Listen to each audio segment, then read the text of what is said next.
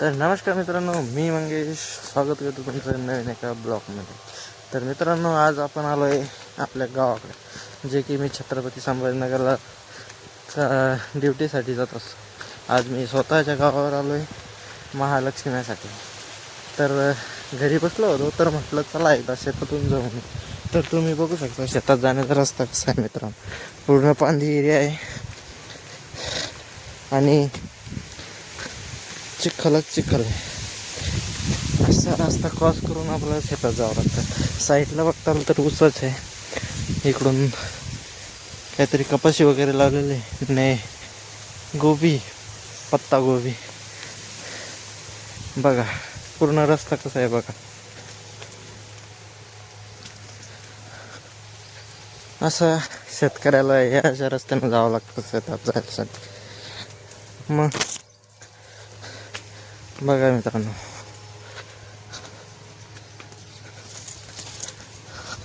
इथून काहीच म्हणजे एक 5 ते 10 मिनिटाच्या अंतरावर आपलं शेत आहे मित्रांनो.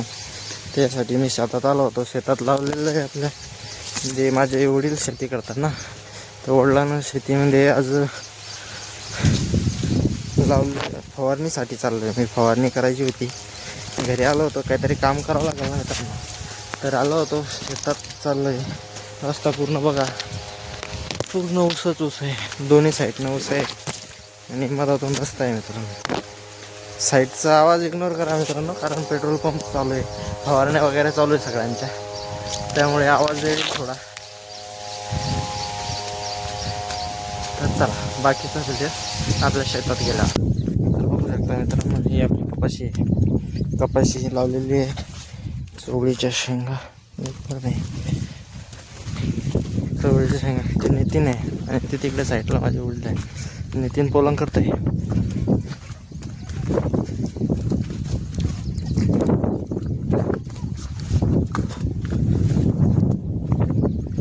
ही आपली पत्ता गोबी.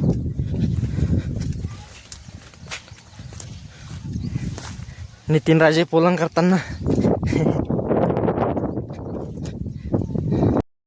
तर गाडीच आपल्याला जायचं आता पेट्रोल पंप आणायला. ते की ते आमचे काका आहे त्यांच्याकडे, तर त्यांच्या शेतातून जाऊन पेट्रोल पंप घेऊन यायचं आहे. ते शेतात पाईप फवारणी करताय त्यांच्या. तर चाललो मी त्यांच्याकडे पंप आणायला. बघू शकता कपाशी मस्त झालं आहे, कमरापर्यंत आलेली आहे काही ठिकाणी. तर फवारणी करत आहे बघा.